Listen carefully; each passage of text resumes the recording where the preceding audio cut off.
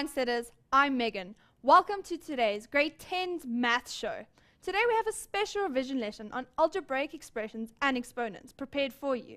We'll be selecting highlights from the lessons shown early in the term to help you revise for your end of term tests.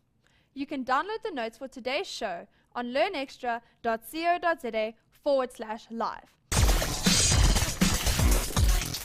Quickly going to fly through the rest of distributive law, binomial by binomial, monomial by binomial, and a binomial by trinomial. Hopefully you guys remember what all those binomials, monomials, and trinomials means, but we'll remind you now. And guys, what I'm going to do with these is you'll see there's two parts to the questions. There's A and B, and I'm simply going to do either the A part or the B part, and it's going to be up to you to do the other one.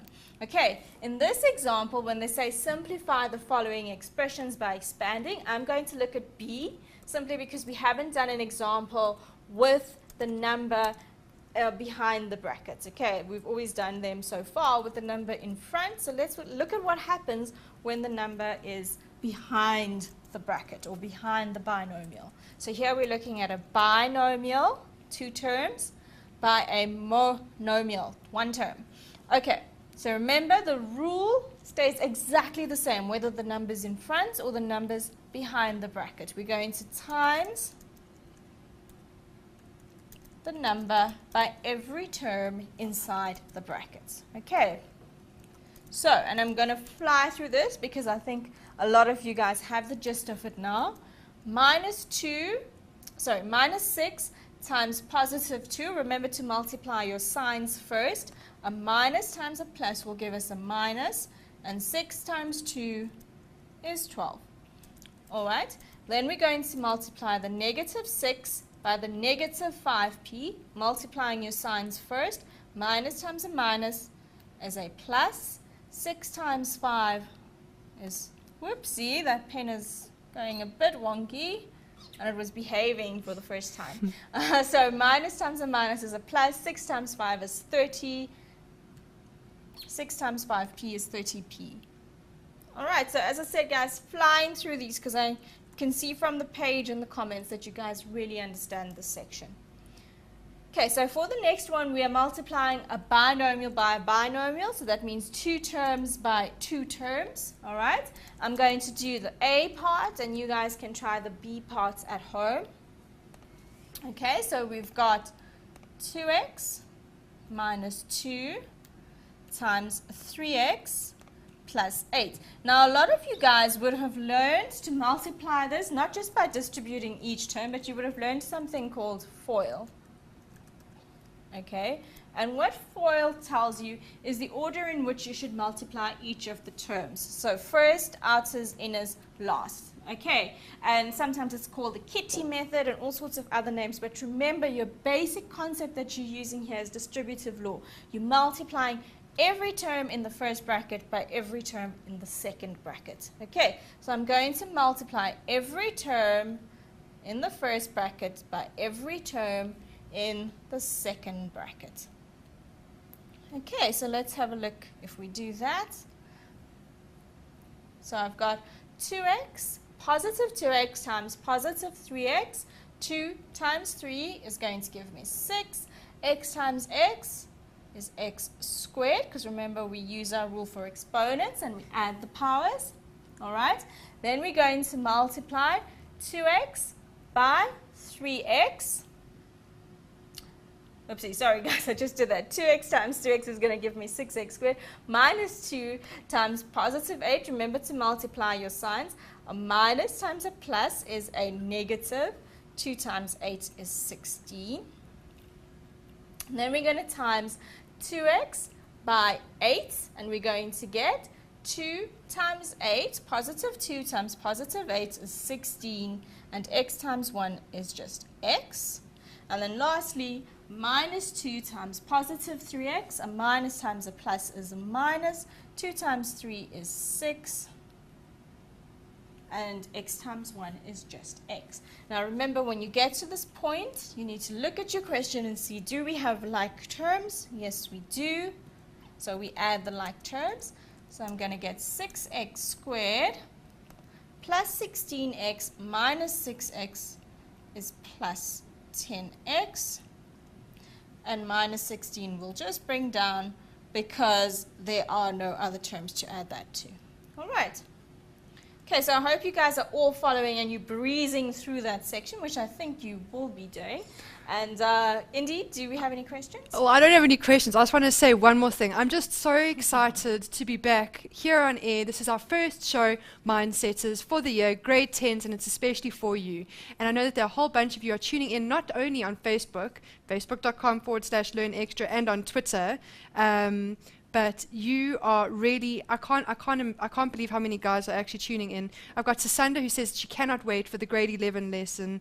We've got, let me have a look here. Tendi says she's loving the lessons and she's really enjoying it. And there are no questions so far, but guys, let us know how your school year has gone. And even though that this is the first show of the year, we want to know how things have been going so far. So post that onto our page.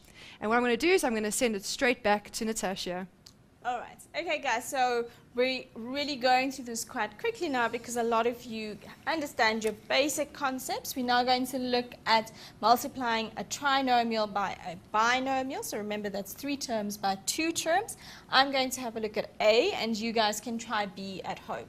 All right. So remember, the concept is exactly the same. You're multiplying every term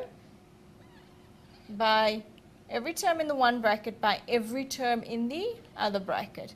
So we're going to go from the binomial, we're going to times. It doesn't really matter. I mean, if you wanted to, you could start with every term in the first bracket. I prefer to times the smaller bracket out. So I'll distribute from the smaller bracket, but it really doesn't matter because remember, we use the associative law, so it doesn't matter which order you do it in. But I'm going to say 5y times every term in the first bracket, and then minus 12 times every term in the first bracket. And we're going to go through it quickly. So if I say positive 5y times minus 2y squared, I'm going to get positive times a minus is negative. 5 times 2 is 10. We've got y squared times y. So the only thing that could trick you up here a little bit is your exponents. Remember, when there's no power written, the power is always 1. So if I say y to the power of 1 times y squared, keep your base, add your powers. So y squared times y to the power of 1, 2 plus 1 is 3. Okay, so I'm going to get minus 10y cubed as my first term. Then I'm going to say positive 5y times negative 4y plus times a minus is minus 5 times 4 is 20. And y times y is y squared, again using your laws for exponents. And then we're going to go positive 5y times positive 11. Positive times a positive is a positive. 5 times 11 is 55. And y times 1 is just y. Okay, so those are the terms we get from just the 5y being multiplied into the bracket. Now we need to multiply the negative 12 into the bracket. Okay, so let's have a look. A negative 12 times negative 2y squared. Remember to multiply your signs. Minus times a minus is a plus. 12 times 2 is 24. And y squared. So y squared times 1 is just y squared. Minus times a minus is a plus. 12 times 4 is 48. Y times 1 is just y. And then minus 12 times positive 11. Now, I do think I can do this in my head, but I'm going to double check in my calculator. Plus times a minus is a minus, and I think your answer is 132. But let's have a quick look, because we don't want to get things wrong so early in the year. 12 times 11, 132. Okay, so we're safe. All right, so that is the multiplication of the brackets all done. Multiply the trinomial by the binomial. We get this expression. Remember, when you get to this point, you're not done. You still need to add your like terms. So you look at your expression, see what like terms you have. You can see that you've got 2 terms in y squared, and you've got 2 terms in y. So the minus 10y cubed and the negative 132 are simply going to be brought down, but you need to add your like terms. Okay, so that one and that one, and minus 20y squared and positive 24y squared. So minus 20y squared plus 24y squared will give me positive 4y squared. And then positive 48y plus 55y. Okay, let's do that on our calculator. So we've got 48 plus 55. And we get 103. Okay, so 103y as our third term. Okay, guys, so that's the answer to your simplifying of a binomial times a trinomial. Let's go to a short break now. Remember, if you are struggling and you need help, remember to post your comments and questions on our Facebook page, facebook.com/LearnExtra, or on Twitter @LearnExtra. Don't go away. We'll be right back.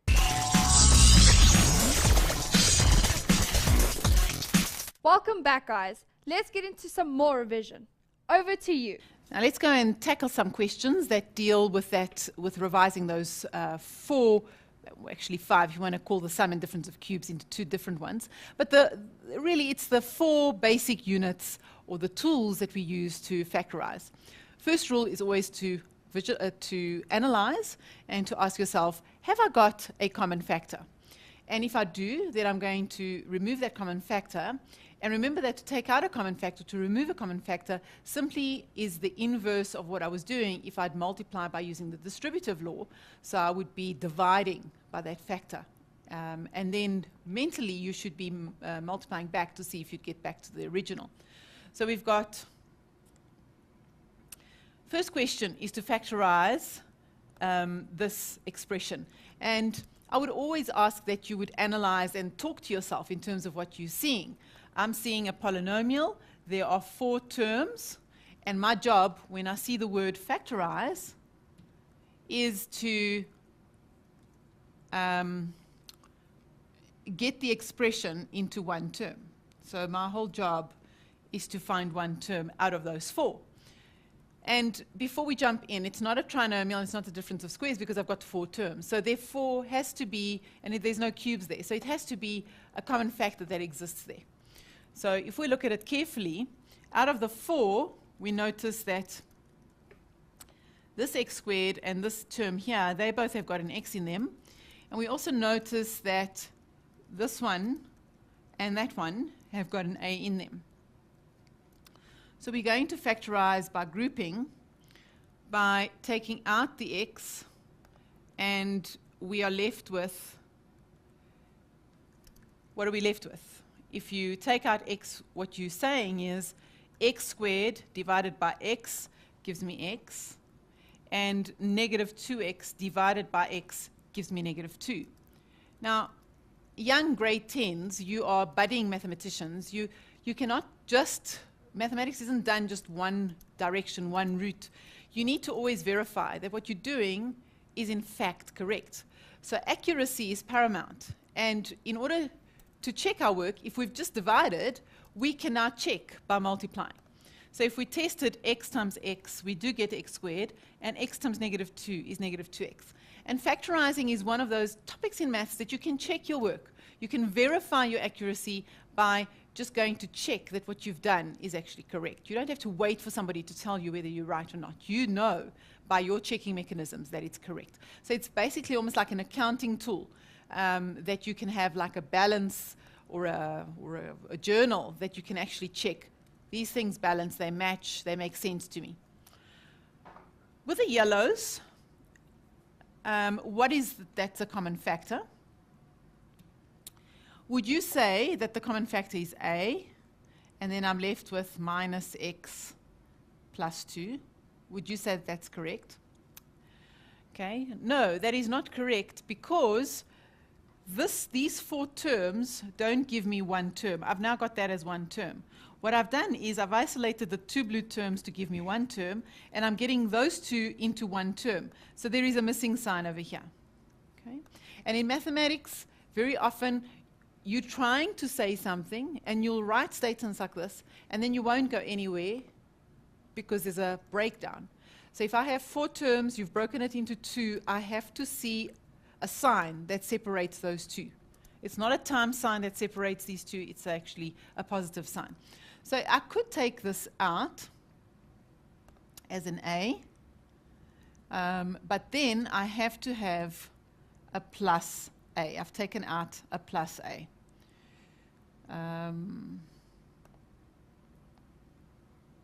So I've got a plus A that I've taken out. What does it mean? Divide by A. So negative AX divided by A gives me X, actually minus X. And 2A divided by A gives me 2. Okay.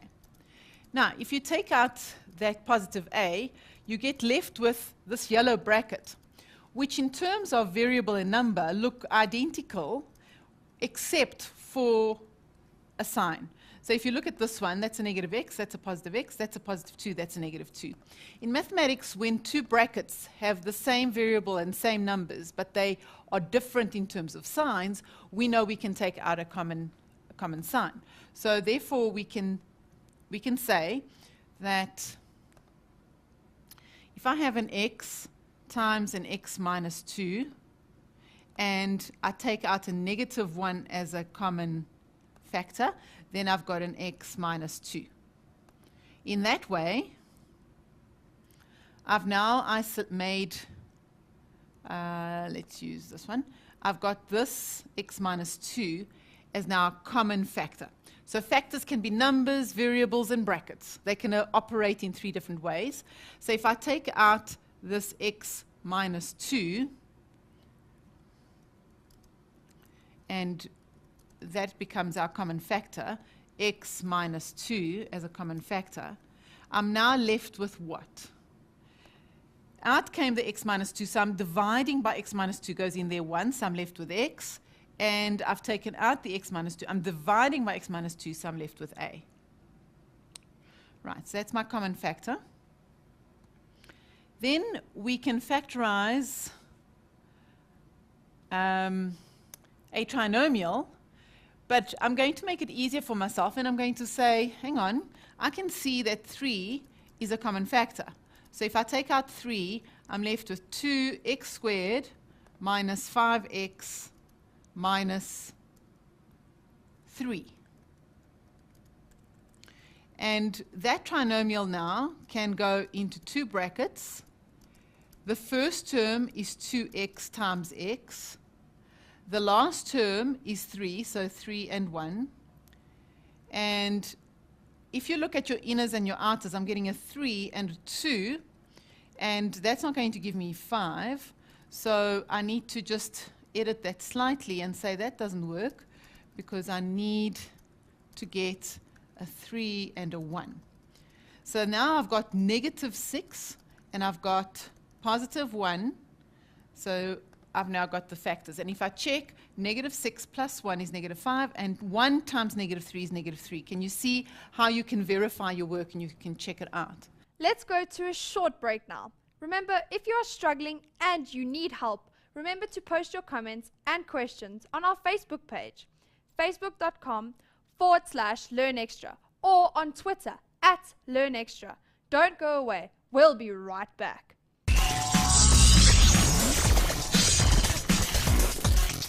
Welcome back, guys. Let's get into some more revision. Over to you. When you were in primary school, you learned about 4 operations: addition, subtraction, multiplication, division. And here we are in grade 10, and we're still working with the same 4 operations. Well, nothing changes except the way the numerators and denominators look. They kind of get quite big and large, and at times they look monstrous. But remember what I said earlier, the principle that you learned way back in primary school still remains the same. So, how many of you remember how you would add halves and fifths? Do you remember that? If I had a fraction with halves and I had a fraction with fifths, what did you do? Well, that's when some of you began to learn the language of lowest common denominator, which really just meant that you looked at your multiples of 2, you looked at your multiples of 5, and you said, which number is common to both? And you said 10 is common to both. And then if you go on, you would find that 20 is also common to both. And then you would go along and find that 40 is also common to both, or even 30 is common to both.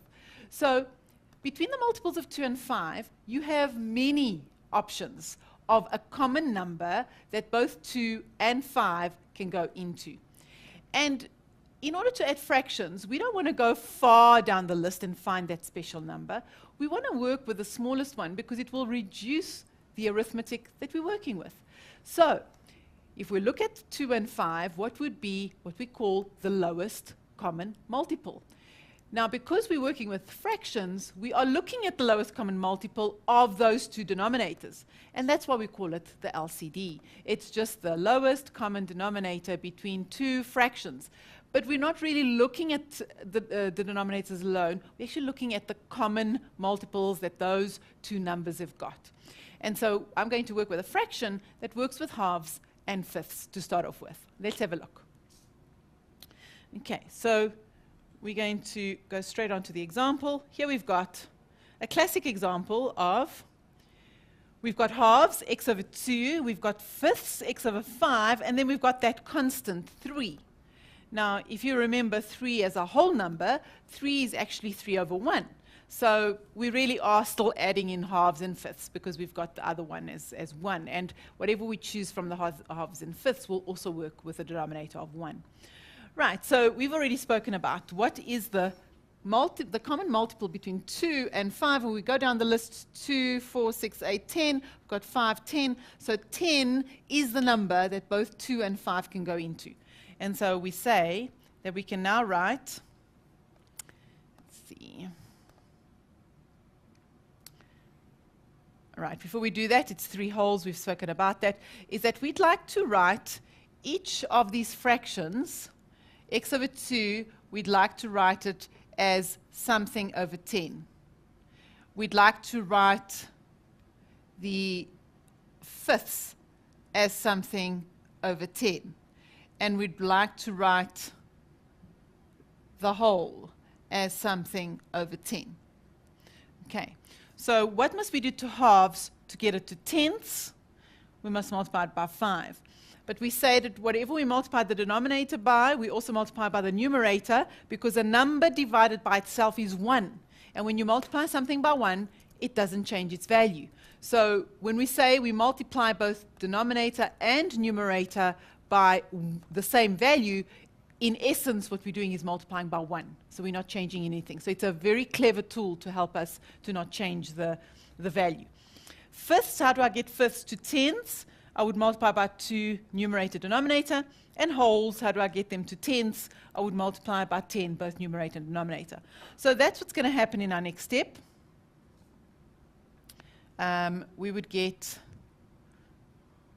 just take this out, there we go, and let's just select there we go. Okay, so we're saying, how do I get my halves to tenths? Multiply by 5 divided by 5, which is my 1. How do I get fifths to tenths? Multiply by 2, numerator, denominator. How do I get ones to 10? Multiply numerator and denominator by 1. So I've got this 1, 1, 1, and I'm not changing the amount that I'm starting off with. Right, so if we do that, we now get, we've got x times 5 is 5x over 10, x times 2 is 2x over 10, and 3 times 10 is 10. And our purpose to start off with was that we were getting the same denominator. Why do we do that? Why do we want the same denominator? Well, it's a simple thing, is that if your denominators are different, then the sizes of your fraction are different. And we cannot add unlike sizes. I can't add a half and a quarter together because my half is much bigger than a quarter. So what I'm really doing is I'm saying, how can you write a half? A half is the same as 2 quarters. Now that I've got 2 out of the 4 and I've got 3 out of the 4, I can now add up the quarters. I'm going to get 5 of that size piece of whatever you were working with. So it's very important with fractions that when you're adding and you're subtracting, you need to add in like portions. And what tells us what that portion is that denominator. So if I'm adding in tenths, they are equal sized portions. I only need to work with the numerator now. So my numerator is 5x minus 2x plus 30. So I land up with a fraction out of tenths because now I'm adding in the same kind of portions, and I've now got 3x plus 10. Okay, what happens? So that was a very quick mix of primary school and high school fractions. Same principle, common denominator means the common multiple between the two numbers. If you find a bigger one, is there a problem? No, there's no problem. You can work with any number that's common. But you are going to find yourself creating this bulky arithmetic. And so hence we try and keep things to its simplest form. What's going to happen is you're going to have a common factor later on in your fraction. Okay, so don't get too worried about that common multiple as long as you find one that's common to both numbers. Right, but now what happens when we have variables? How does this work? How do I find the common denominator when I've got variables? Well, the numbers, we always do the same thing. It's a common multiple. The variables, we find the highest power of that variable. That will be our common denominator. It's an easy way to find it. So if we've got x's and x squareds, then it's obvious that x squared is bigger than x, and that x can go into x squared, and x squared can go into x squared. So hence, x squared becomes our common denominator. So we look for the highest power of that denominator. That becomes our denominator. Now, you could say, if I've got x and x squared, why not make it x cubed? Remember, there are many, there are an infinite number of common denominators. But for us to have reduced amounts of algebra to work with, we would like to work with the highest power of the given denominators. Right, so let's have a look at our example. We've got 2x squared y, 4x squared y squared, and 6x.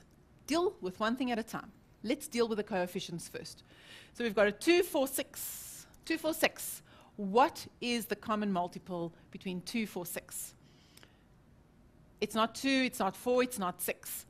If you are struggling to find it, then you can multiply all the numbers together. So it's 6, 4 is 24 times 2 is 48. So 48 will work. But I would say that if you look at the common multiples of 2, common multiples of 4, common multiples of 6, you'll be pretty sure that when you start off with the highest number, with 6 and 12, what happens with 12 is that 4 has also got 12, and 2 has also got 12. So I think let's work with 12. Can you see how much easier it is to work with 12 than 48? Okay? And then we said every variable, every single variable, every single bracket that you find has got to have the highest power. So let's look at x. I've got an x squared here, I've got an x there, and I've got an x there. Do you agree that x squared is the highest power? So we will fetch that for our common denominator. And then y squared is also the highest power. So those denominators that I'm going to now have, let's just see. Okay, so I'm going to have this fraction here as something over 12 x squared y squared. I'm going to have this fraction as 12 x squared y squared in the denominator. Okay, we'll get to the next two just now. So we've got, this one's gone from 2 to 12. So what's it missing? It's missing a 6, and it's gone from x squared to x squared, so it's missing nothing over here, and it's missing a y, because that denominator's got a y squared. So I'm going to multiply this denominator and numerator by 6x, no, not x, we don't have any x there, we've got a 6y, that's what it's missing, 6y, 6y. Okay, now as grade 10s, we are really grooming you for grade 12, and you must be able to do some mental arithmetic or some mental algebra as you go along. We don't need to write the 6y over 6y because we are having a look. If you just use your fingers, you go from 2 to 12, so you've got to multiply that by 6, and you're going from y to y squared, so you've got to multiply it by y. And then you can just write the numerator as 6y, because when you get down to the next step, there's my 12x squared y squared, and where am I get 18y from? Because the 6y was missing from the denominator, so it's missing from the numerator as well. So you've got to be able to be flexible, quite flexible with that finding of that denominator and seeing what's missing. Remember that what's missing is what you're going to be multiplying by. So with the 4 and the 12, there's a 3 missing, so 3 5s or 15. There's an x missing, so there's the x, and the y squares are there. With 6 and 12, 2 is missing, so you multiply 7 by 2.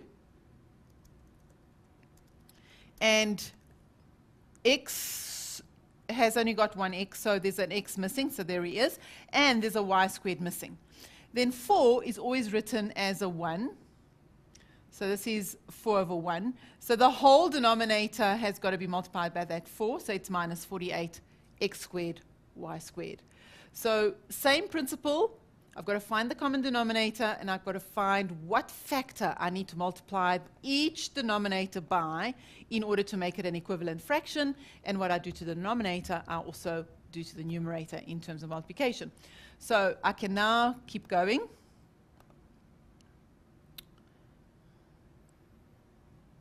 Right, so let's just go up a little bit. Okay, so I've now got xy squared. There's no like terms, so that's as far as I can go. I can't keep going any further. Okay, so we've got my common denominator: halves, thirds, and quarters. 12s will do. So 2 into 12 goes 6 times, so I've got 6x minus 6. 3 into 12 goes 4 times, so I've got 4x minus 8. 4 into 12 goes 3, so I've got minus 3x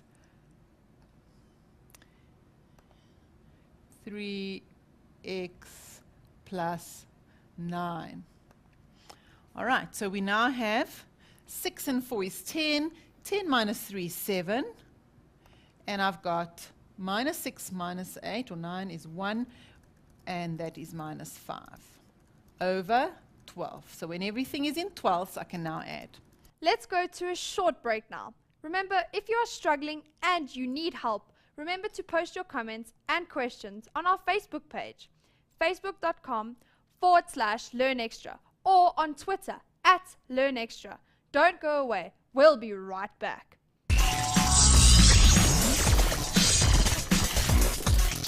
Welcome back, guys. Let's get into some more revision. Over to you. So let's just recap what we did a little while ago. 8 to the power of 2/3 simply means that I have a root of a base 8 squared, and that root is defined by the denominator, which is the cube root. So this always refers to the root of the number, and that always refers to the power of the number. So let us apply that in the next few exponential expressions that we're going to be doing. Right, first one is up here. We've got, let's just read it aloud. We've got the 4th root of x cubed multiplied by the square root of x to the half. So if I want to simplify exponential expressions, I'm not going to simplify them with different roots. I'm going to simplify them with exponential format, because I have the laws of exponents to help me. Remember, you've got laws of exponents, but you don't have laws of surds. So we will often just translate everything into exponential format. It's much easier. You'll find when you get to grade 12 and you're working with calculus, it's exactly the same thing. You want everything in exponential format because we've got the laws of exponents to help us simplify things. Right, so let us try and put this into exponential format. We've got this equals x cubed is my power, and then I've got my 4th root as the root to work with, so therefore my root goes underneath, and I'm multiplying that by x to the half. And what root do I have over here? What is the root that I'm taking? Correct, that's the power of a half. So in the end, I've got an x to the 3/4 multiplied by an x to, remember the rule for a power raised to another power is just a quarter. And then we've got same base, and I'm multiplying same bases. So I get x to the power of 1, because 3/4 and a quarter is just 4 over 4, which is 1. So the value is x. Okay, then I can go on to the next question. Right, so again, let's look at a to the power of m over n. What does that mean? The nth root of a to the m, always the root for the denominator. So if I've now got all these surds over here, I'm going to first of all change it into exponential form. So everybody out there, let's do this together. We've got a cube root over here.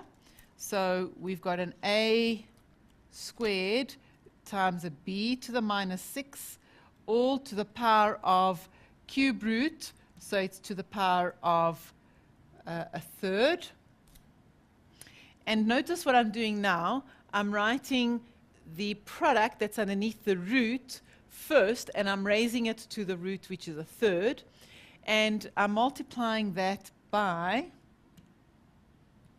what root have I got here? It's the square root, so it's b to the minus 3, and then it's the square root, so it is over 2, because remember the square root is denominator 2. And then in my denominator, I've got something very interesting. I've got a bracket raised to the minus 1, and then I've got the square root. So I work from the outside in. So I'm going to take the square root, which is going to become to the power of a half, and we then have a squared, which is raised to the power of a third, times b to the minus 1, and then I'm raising it to the minus 1, but I have this square root over here. So there's my square root. So my square root is to the power of a half. Okay? Now, you can write it in two ways. You can write it as the whole power raised to the half, or you can just divide the existing power by 2. It really doesn't matter. It's however you see that it works best. Okay? And then at the same time, I have taken this cube root over here.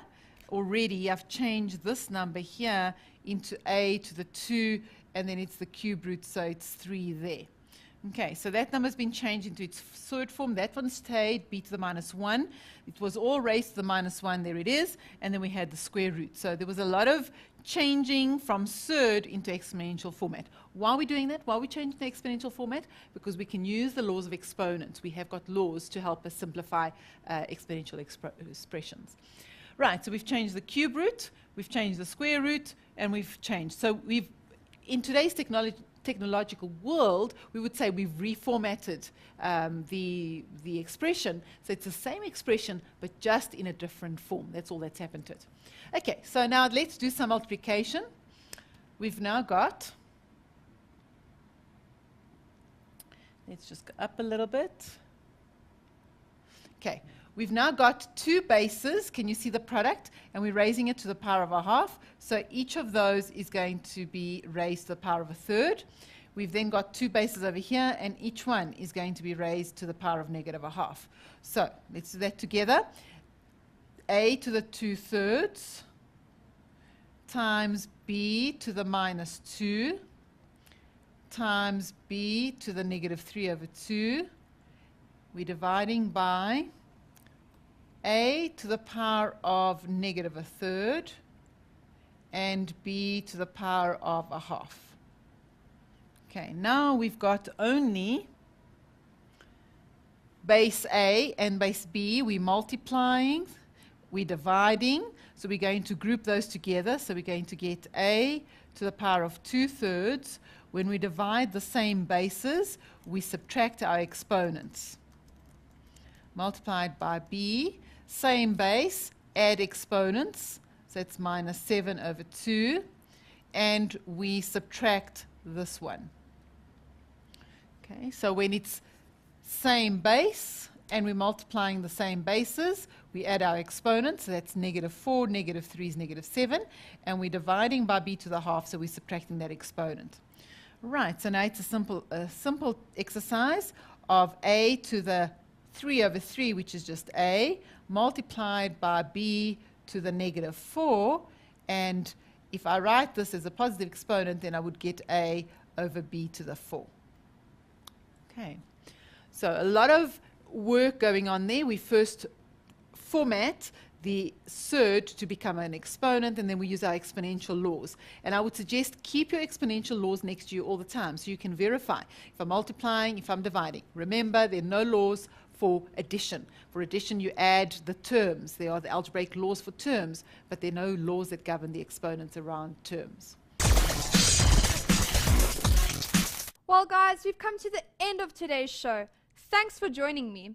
Remember to visit our website, learnextra.co.za/live, to get the notes and to watch the videos. And if you are stuck and you have any questions, send an email to helpdesk@learnextra.co.za and we will help you. Also, guys, we are dedicating the month of March to Library Month. Join us as we discuss some great books and some exciting competitions on the way. Goodbye.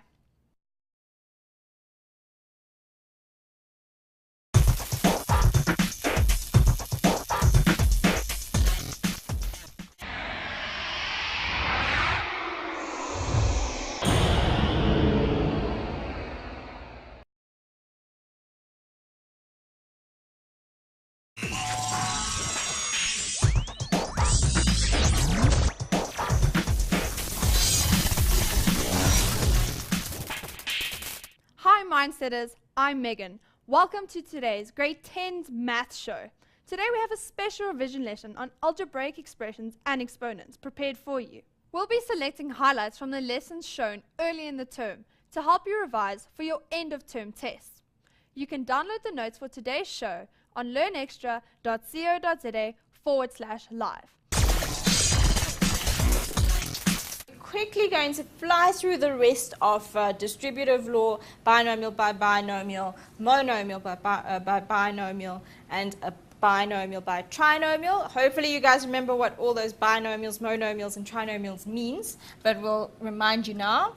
And guys, what I'm going to do with these is you'll see there's two parts to the questions. There's A and B, and I'm simply going to do either the A part or the B part, and it's going to be up to you to do the other one. Okay, in this by 8, and we're going to get 2 times 8, positive 2 times positive 8 is 16, and x times 1 is just x. And then lastly, minus 2 times positive 3x, a minus times a plus is a minus, 2 times 3 is 6, and x times 1 is just x. Now remember, when you get to this point, you need to look at your question and see, do we have like terms? Yes, we do. So we add the like terms. So I'm going to get 6x squared plus 16x minus 6x is plus 10x. And minus 16 will just bring down because there are no other terms to add that to. All right. Okay, so I hope you guys are all following and you're breezing through that section, which I think you will be doing. And Indy, do we have any questions? Oh, I don't have any questions. I just want to say one more thing. I'm just so excited to be back here on air. This is our first show, Mindsetters, for the year, grade 10s, and it's especially for you. Multiplying your signs first. Minus times a minus is a plus. 6 times 5 is, whoopsie, that pen is going a bit wonky. And it was behaving for the first time. So minus times a minus is a plus. 6 times 5 is 30. 6 times 5p is 30p. All right, so as I said, guys, flying through these because I can see from the page and the comments that you guys really understand this section. Okay, so for the next one, we are multiplying a binomial by a binomial. So that means 2 terms by 2 terms. All right. I'm going to do the A part, and you guys can try the B parts at home. Okay, so we've got 2x minus 2 times 3x plus 8. Now, a lot of you guys would have learned to multiply this, not just by distributing each term, but you would have learned something called FOIL. Okay, and what FOIL tells you is the order in which you should multiply each of the terms. So first, outers, inners, last. Okay, and sometimes it's called the Kitty method and all sorts of other names, but remember your basic concept that you're using here is distributive law. You're multiplying every term in the first bracket by every term in the second bracket. Okay, so I'm going to multiply every term in the first bracket by every term in the second bracket. Okay, so let's have a look if we do that. So I've got 2x, positive 2x times positive 3x. 2 times 3 is going to give me 6. X times x is x squared, because remember we use our rule for exponents and we add the powers. All right. Then we're going to multiply 2x by 3x. Oopsie, sorry guys, I just did that. 2x times 2x is going to give me 6x squared minus 2 times positive 8. Remember to multiply your signs. A minus times a plus is a negative. 2 times 8 is 16.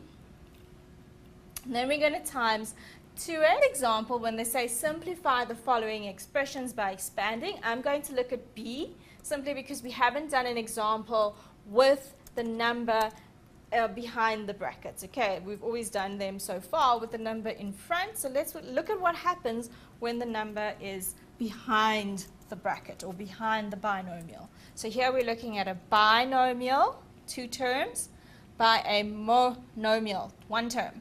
Okay, so remember the rule stays exactly the same whether the number's in front or the number's behind the bracket. We're going to times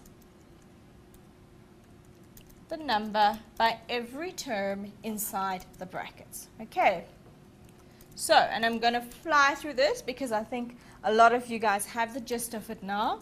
Minus 6 times positive 2. Remember to multiply your signs first. A minus times a plus will give us a minus, and 6 times 2 is 12.